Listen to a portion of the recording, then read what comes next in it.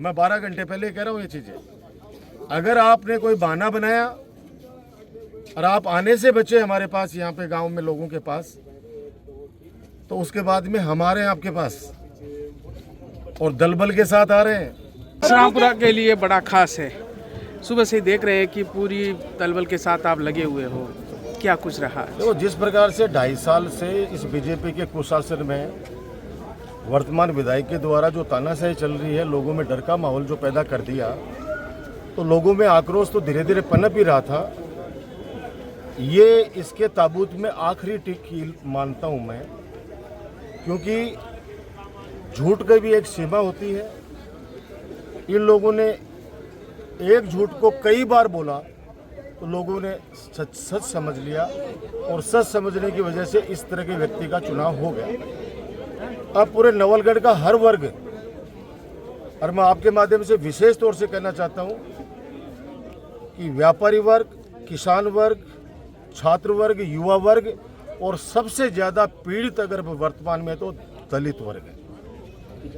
थानों के अंदर कोई व्यक्ति अगर गलती से चला गया और अपने बेचारा जो वास्तव में पीड़ित आदमी है, तो उसकी रिपोर्ट तक दर्ज लोग ये नहीं होने देते, धमका के बाहर से भगा देते हैं।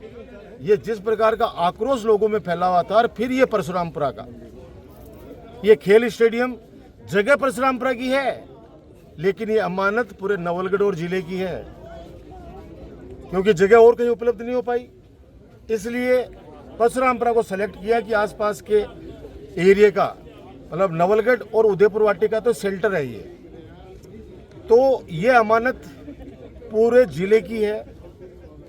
इसलिए हमने जगह चिन्हित करी, और इसको जिस प्रकार से कानून की व्याख्या करके और माननीय उच्च न्यायालय को झूठ बोला गया, झूठे एफिडेविट वहाँ पे प्रस्तुत किए गए, पटवारी की जो शुरू की रिपोर्ट थी उसको छुपाकर, और 2024 के अंदर दबाव डाल के पटवारी और तहसीलदार से नई रिपोर्ट तैयार करा के इन्होंने हाईकोर्ट के अंदर वो एफिडेविट दिया, पेश किया, और उसका नतीजा हुआ कि हाईकोर्ट ने इनको कहा कि आप निर्णय करें अपने स्तर पे, और यहाँ का प्रशासन जाके हाईकोर्ट में दे के आ गया कि हमने ये अतिक्रमण चिन्हित कर लिया और इसको हम तोड़ देंगे। अब वो अतिक्रमण किसको माना है? अतिक्रमी मतलब कब्जा जिसने रखा है, अतिक्रमण करने वाला दोषी किस किस को माना है? इन्होंने देखो, आप ताज्जुब की बात देखो, PhD यानी जलदाय विभाग, नंबर 2 PWD यानी जो सड़क बनाती है उस एजेंसी, सार्वजनिक निर्माण विभाग, तीसरा खेल परिषद, जो ये खेल परिषद का स्टेडियम है, खेल परिषद के जिले के जो अधिकारी हैं, खेल अधिकारी श्री राजेश जी ओला, उन्होंने हैंडओवर टेक ओवर लिया है इसका। खेल परिषद के द्वारा यहाँ पे कोच की नियुक्ति की गई थी शिवराज सिंह शेखावत, यहीं पे सारा करा। आज यहाँ पे एक वो जो था उसको भी यहाँ से हटा दिया। हमारा ग्राउंड, जैसे बात डालजी भाई साहब बोल रहे थे कि इसको ऐसा मतलब दर्द होता है सबके दिल में कि हमारा ये स्टेडियम क्या बनता, और उसको क्या बना के इन्होंने वीरान बना के छोड़ दिया। कल हम लोग हमारे स्वयं के खर्चे से इसको सफाई भी कराएंगे, जैसे भी चला के। सारे लोग, हम लोग जो आ रहे हैं, बाहर से भी आ रहे हैं, दूर दूर से आ रहे हैं, हर गांव से लोग आ रहे हैं। कल मैंने कहा ना आपको कि कल रैली नहीं रेला है, बाबा मानदास का मेला है। सब लोगों के अंदर आक्रोश है इस राज के प्रति। और मैं फिर दोहरा रहा हूँ कि अगर ये माननीय न्यायालय की इतनी इज्जत करते हैं, तो फिर ये पंचायत राज के चुनाव क्यों नहीं करा रहे, नगर निकाय के चुनाव क्यों नहीं करा रहे? सुप्रीम कोर्ट और हाई कोर्ट ने दोनों ने मिलकर इनको स्पष्ट रूप से आदेश किया था कि 15 अप्रैल तक आवश्यक रूप से चुनाव करा के और माननीय न्यायालय को अवगत कराएं।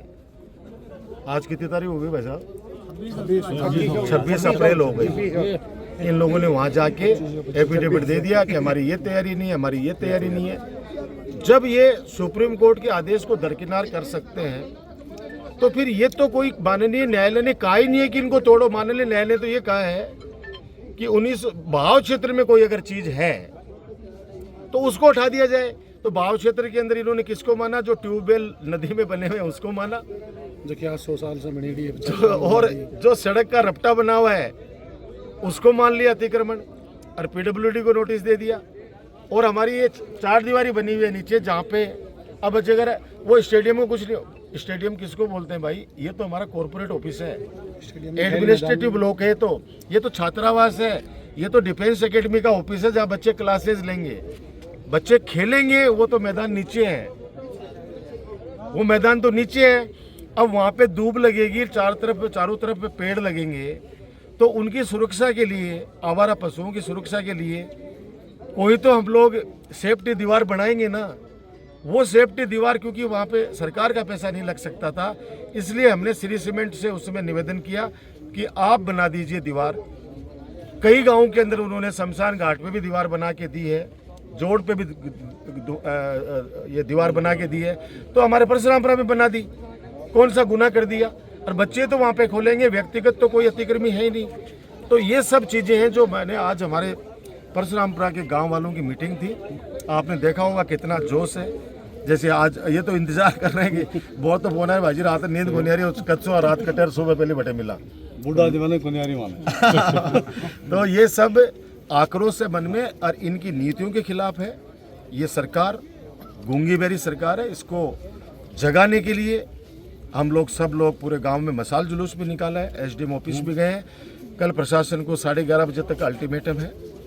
उन्होंने वैसे तो खुद नहीं जाब्ता लेके और कल तोड़ने का आदेश दे रखा है। 27 तारीख कल ही है। मैं बता दूं प्रशासन को, आप लोग आइए, हमें संतुष्ट कीजिए कि आपने इस तरह का एफिडेविट, पटवारी की रिपोर्ट क्यों बदलाई गई, वो कल आप जनता को आके, हमारे सब लोगों को आके आप संतुष्ट कर दीजिए। अगर आप आने से बचे, मैं 12 घंटे पहले कह रहा हूँ ये चीज़ें, अगर आपने कोई बहाना बनाया और आप आने से बचे हमारे पास, यहाँ पे गांव में लोगों के पास, तो उसके बाद में हमारे आपके पास और दल बल के साथ आ रहे हैं। अगर आप नवलगढ़ से भाग जाओगे तो हम फिर झुंझुनू भी आ रहे हैं, क्योंकि किराए से कोई नहीं आ रहे हैं, सब लोग मन से आ रहे हैं, खुद का डीजल और पेट्रोल खर्च करके आ रहे हैं। कोई भी ऐसा नहीं है कि जो किराए के लोग कभी नहीं आए हमारे मन से आते हैं, आत्मा से आते हैं, जिनका मन दुख रहा है वो सब लोग आएंगे और बिना किसी निमंत्रण के।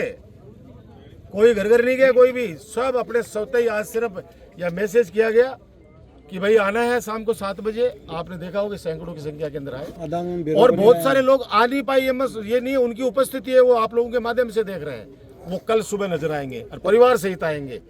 और मैंने पहले भी कहा है कि सबसे आगे मेरी माँ ने खुद ने कहा है, माँ चल नहीं सकती कि मैं व्हील चेयर पे ले सकूँ, मेरा हाथ में एक जेड़ी जरूर दे दीजिए।